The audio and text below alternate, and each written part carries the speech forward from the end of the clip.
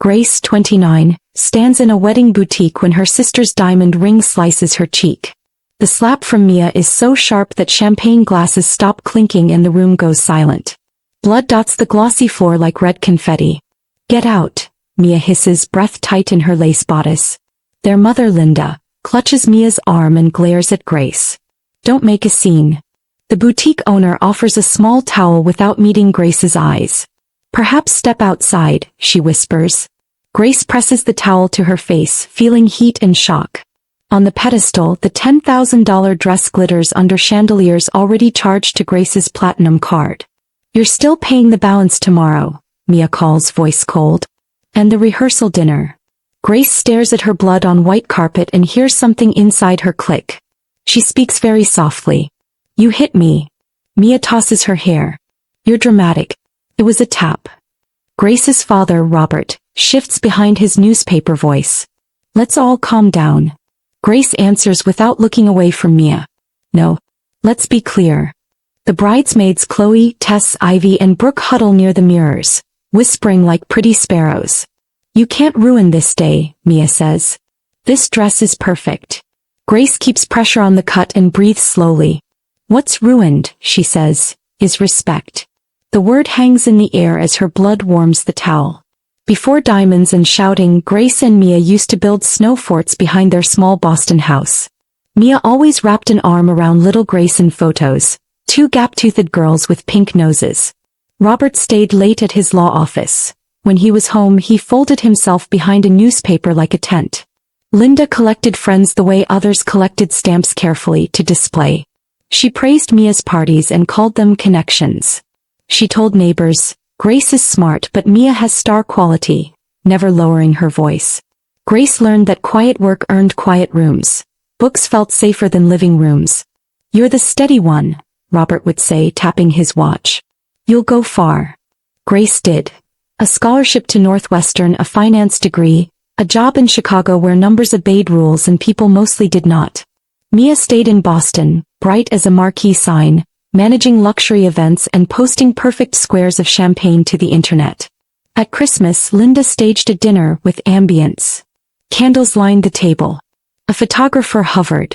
"Why a cameraman?" Grace asked. Robert murmured, "Your mother likes presentation." Mia swept in wearing winter white with Jack, tall, smooth and vague about his job. "We met at the children's gala," Mia said, touching his sleeve. Jack smiled for the lens. Linda guided conversation like a conductor. "Talk about the vineyard house," she urged Jack, eyes shining. Dessert arrived. Jack dropped to one knee. The diamond flashed. The room sighed. "Say yes," Linda breathed. Mia said yes. The photographer caught every angle, including Grace's careful smile. Later, in their old blue bedroom, Mia gripped Grace's hands. "Be my maid of honor," she whispered. "No one knows me like you." For a moment Grace saw the Snowfort sister, not the curated woman. "Yes," she said. 2 days later budgets arrived like winter wind. Grace spread a color-coded spreadsheet across the dining table. 30,000 covers a beautiful day, she said gently. Linda laughed, musical and sharp. "Darling, that might cover flowers." Mia tilted her head. "We're thinking 60. Minimum." Grace asked, "Will Jack's family help?" A flicker crossed Mia's face. "His trust is complicated. Cash flow is tight for a few months." Linda waved a hand. "We'll figure it out." That night Mia sat on Grace's bed, voice small. "I want this wedding to bring us back. Deposits are due now." Grace remembered shared mittens, whispered secrets, how Mia squeezed her hand at their grandmother's funeral. "I can help," she said. "But you and Jack will repay me when his funds clear." Mia's relief looked holy. "You're the best sister." Grace added Mia as an authorized user with a short written agreement. "We talk before every charge," Grace said. "Of course," Mia promised. The next morning the first vendor rang. "Congratulations," the florist sang. "Mia says you prefer the premium peonies." Grace blinked. "We haven't chosen flowers." She was sure, the florist said cheerfully, taking the card number. A small seed of worry slid into Grace's stomach and planted itself. The seed grew fast. Bridesmaid dresses started at $200, then $400, then $7. "These move better in video," Mia said, twirling fabric that looked like clouds. Chloe smiled at Grace. Finance is so stable, she cooed. Tess leaned close. Do you get eye strain from spreadsheets? Ivy added, sunscreen helps fine lines. Their words landed like glitter, light, sticky, impossible to brush off. Mia never defended Grace. You're good with money, Mia said, patting her hand. I'm good with people. Charges multiplied. A celebrity DJ's deposit hit the card before Grace heard his name. Imported champagne stacked itself on the statement. When Grace protested, Mia sighed. Opportunities don't wait. Jack's funds free up any day. Grace set limits. Mia agreed. Vendors ignored them. Your sister said to give her the best and send invoices to you, the florist chirped. She's lucky to have you. At work, Grace rescheduled a key presentation because Mia insisted on a Tuesday cake tasting. Her boss frowned. You've seemed distracted. Grace swallowed the sting. The venue jumped from a charming club to a magazine-famous Cape resort with a $50,000 minimum and a moved-up date. It's the season's event, Linda said. The guest list swelled to 300. We can't exclude business friends, Mia explained. Grace ran the numbers, palms cold. The projection crossed 100,000. Repayment remained a story about any day. In July, a conference took Grace to New York, a few blocks from Jack's office if Jack truly had one there. She walked past glass towers and saw, through a restaurant window, Mia laughing with Jack, her hand resting on his sleeve like a claim. Grace lingered by the glass, hidden by a column. The Hamptons house will be ready right after the wedding, Jack said, swirling red wine. Weekend there before the Maldives. Mia beamed. Perfect. Valerie would never be invited. They laughed. Jack lowered his voice. How much more can you get your sister to cover? My parents are asking when we stop using her card. Mia rolled her eyes. She makes 6 figures and has no life. She offered to help. Not to pay for everything, Jack said, still smiling. But the seafood tower without spending our money feels good. Grace felt the floor tilt. After dinner they strolled to a doorman building where the staff greeted them by name. Not temporary. Not struggling. Back at a crowded cafe the next morning, Grace sat across from Mia. I saw you last night, she said. I heard you. Mia's color drained, then returned. You should have joined us, she said too brightly. Grace waited.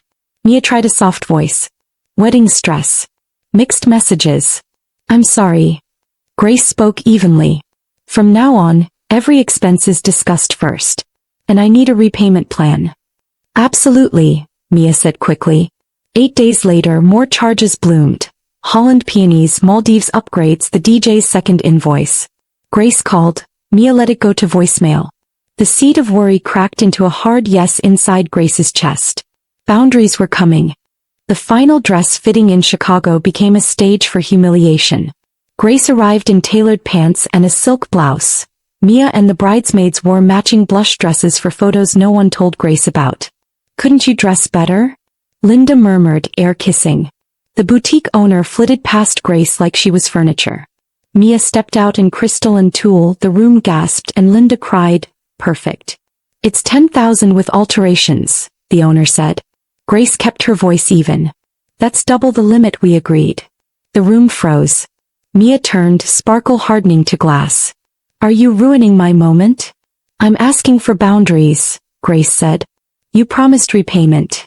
You'll never have this, Mia snapped. Stop counting beans because you're jealous. She stepped close. The slap cracked diamond edge, hot sting, then blood bright on white carpet. Get out, Mia hissed. You're still paying. Linda wrapped Mia like a hero in a war film. Don't make a scene, she told the bleeding daughter. The bridesmaids whispered, delighted. The owner pressed a towel into Grace's hand and glanced away. Grace tasted copper and clarity. You hit me, she said. You crossed the line. No one answered. Grace walked out, leaving dots of red behind her like a trail out of a maze. At urgent care, the doctor stitched the cut and spoke gently. Minimal scar if you're careful. Grace nodded, numb and oddly steady. At home, the city glittered through her windows.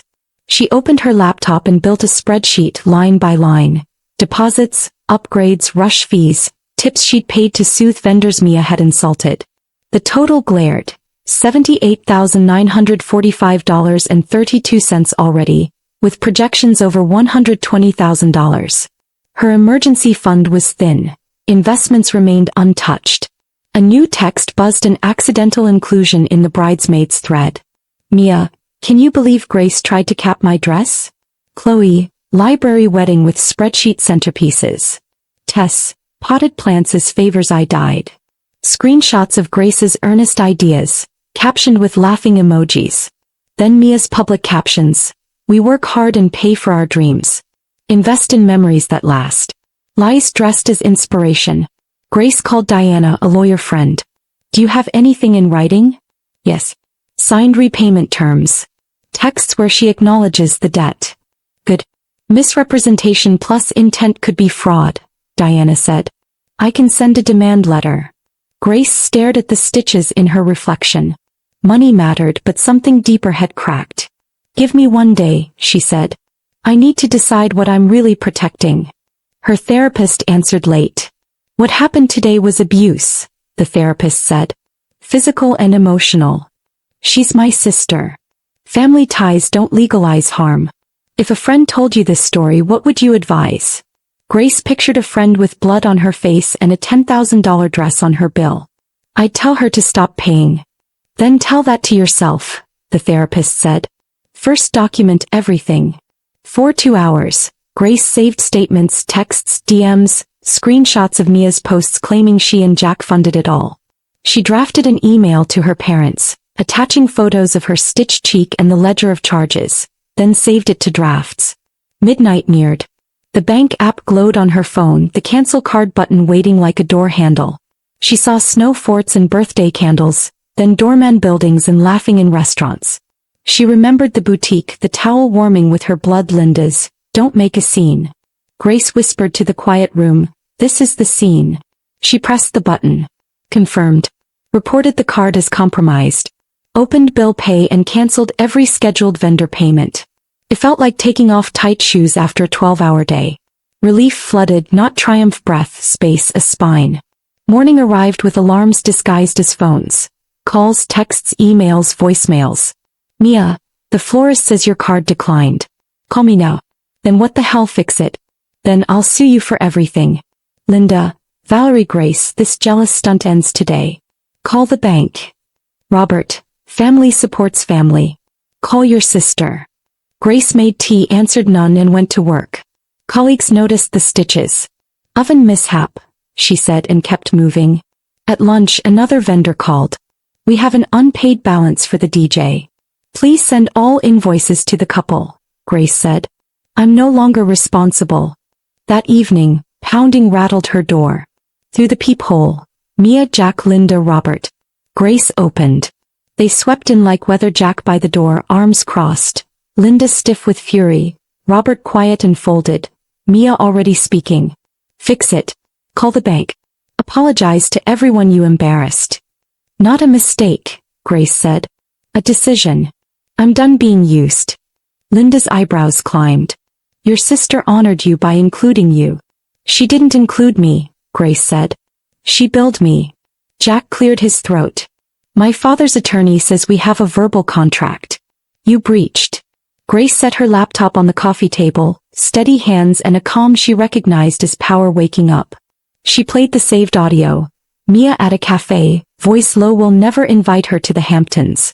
She has no life, she can pay. Screenshots followed. Bridesmaids mocking, invoices addressed to Grace. Mia's captions claiming she paid for everything, the signed repayment terms, the boutique's appointment log. A photo of the stitches. Security cameras at the boutique will show the slap, Grace said. I've preserved evidence. Diana Williams at Frost and Martel believes fraud is on the table. Color drained from Mia and Jack at the same time. Robert stared at the photo, throat working. Linda clung to the script. It was a tap. And who cares who pays? The wedding is 6 weeks away. I care, Grace said. Because respect costs more than tulle. Jack tried a smile that didn't reach his eyes. Hampton's house was going to be a surprise, he said. Holiday invites. No, it wasn't, Mia snapped, panic fraying her voice. Grace looked at her parents. Did you know about the lies? Silence did a slow circuit of the room. Robert whispered, I didn't. Linda exhaled hard. What matters is the wedding. What matters, Grace said, is the truth. He closed the laptop. Here are my terms. I won't reinstate the card, Grace said. I won't pay another invoice. You can acknowledge the harm you've done, or you can live with the consequences. Mia scoffed. Consequences? You destroyed my life. She launched into a practiced monologue turned feral. Grace's teenage weight, college clothes, first apartment breakups, grandma shoes, spreadsheet brain, and boring face. Words aimed to bruise, not persuade. Grace let them pass through like wind past a building. When Mia paused for oxygen, Grace spoke softly. I'd rather be alone than owned, she said. I'd rather wear practical shoes than walk on people I love. She turned to her parents. You've shown me your priority for years. I accept that. But I won't accept abuse. Not from family. Especially not from family. Linda opened her mouth. Robert touched her sleeve. The room shifted, something small and tectonic. Grace pointed to the door. Please leave. For a heartbeat they looked like children caught in a lie. Then they filed out, Jack first, calculating, Linda last, eyes hot, Robert with a quiet nod that said he had heard something he couldn't unhear, Mia muttering, I'll ruin you. On the date that should have been Mia's rehearsal dinner, Grace slept. On the morning that should have been the wedding, she woke to a calm sky and booked a ticket to Bali with the PTO she'd kept for sister emergencies. She expected guilt on the plane. She found silence that felt like clean sheets. In Ubud she met travelers who told the truth because no one knew them. Over noodles, Margot from Melbourne listened, then said, Your sister assaulted you and drained your savings. The only weird part is that you think you needed permission to stop. Grace wrote that sentence in her phone. She hiked among green terraces, breathed, and cried exactly once on a wooden bridge where a breeze dried her tears before they reached her chin. She emailed Diana from a cafe. Proceed with the demand letter. Include photos and a repayment schedule. She also emailed vendors. The couple is solely responsible. Remove my information from all files. When she flew home, her stitches were gone and the faint line on her cheek looked like a hyphen. Punctuation, not prophecy. Back in Chicago, Grace found a new therapist, Dr. Lane, who specialized in family roles. Golden child, scapegoat, Dr. Lane said gently. You learned that love is earned with service. You became useful to be safe. I thought I was kind, Grace murmured. You are, Dr. Lane said. And you're allowed to include yourself in your kindness. They practiced boundaries like sentences. Short, clear, no apology. I won't discuss money. No is a full sentence. I'm leaving this conversation now. Grace set contact rules with her parents. Calls limited to neutral topics. Any criticism ended the call. Robert adapted quickly, awkward but trying. Linda treated silence like a door she could pick, then realized she couldn't. At work, with drama gone, Grace's focus returned crisp. She led a model revision that saved the firm millions. Her promotion arrived with a raise and a new team. She bought a rug because she liked how it felt under bare feet. She laughed more. She slept. News drifted across months like headlines. Jack gambled. Mia hid cards. Creditors called. The Hamptons weekend never happened. Their marriage, built on image and invoices, folded. 6 months after the divorce, Mia moved back with Linda and Robert, posting sunsets with vague captions about fresh starts. One Tuesday evening, Grace's phone flashed Mia. She let it ring twice, then answered. Hi, Mia said, voice sanded down. I owe you an apology. For everything. The words were correct. The tone was empty, like reading street names. Thank you, Grace said and waited. I'm trying to get back on my feet, Mia continued quickly. Could you help with a small loan? Just until I have a job. The old ache knocked. The new spine held. No, Grace said. Because we are sisters, Mia insisted, the old hook shining. Because we are sisters, Grace said. I'm saying no. Money has never been healthy between us. Silence. A click. Later, Robert called to chat about a ball game and asked, careful as a man crossing ice, how did you say no? I started believing no is love too, Grace said. For both of us. Holidays changed shape. Grace hosted a long table where friends and neighbors brought mismatched casseroles, and nobody ranked anyone's worth. In January she renovated not for photos but for comfort. Soft lamps, a chair that hugged her back, plants that didn't mind her travel. Spring brought a man named Ben who asked, "What pace feels good for you?" and meant it. They walked, talked, and laughed. When she set a boundary, he thanked her for the map. Sometimes Grace touched the faint line on her cheek and felt not shame but a compass. The demand letter did its work.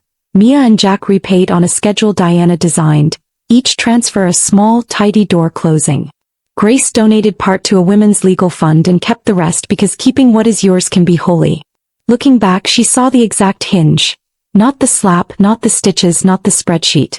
The hinge was the moment her finger pressed cancel card and her voice learned to match her values. She recorded a message for her future self, saved where she would find it on bad days. Respect is the budget. Love stays inside it. Then she opened her window to the lake air and let the room fill with the sound of her own life. Spring arrived with quiet clarity. Grace started running along the lake before work, letting cold air clear her head. Each stride felt like reclaiming something she'd lost to guilt. Her boss, noticing the change, said, "You look lighter." She smiled. Maybe I finally learned subtraction. On weekends she tried new recipes and hosted simple dinner soups, laughter, no drama. Friends filled her apartment with warmth instead of criticism. One evening Linda called. "Your sister's struggling. Maybe you could visit." Grace stirred her tea. "I wish her well. I'm not ready." "You can't hold grudges forever." "This isn't a grudge, Mom," she said softly. "It's recovery." After the call, she placed her phone face down and whispered, "Peace has a sound." It was silence. 6 months later, Grace met Linda and Robert for coffee at a quiet cafe. Robert looked older, shoulders heavy with unspoken regret. "Your mother and I want to make things right," he said. Linda added quickly, "Mia's learned her lesson." Grace stirred her drink slowly. "That's good. But making things right isn't about Mia. It's about honesty." Robert sighed. "I should have protected you. You taught me to do it myself," Grace said gently. Linda's eyes softened for a moment. "You were always the steady one," she murmured.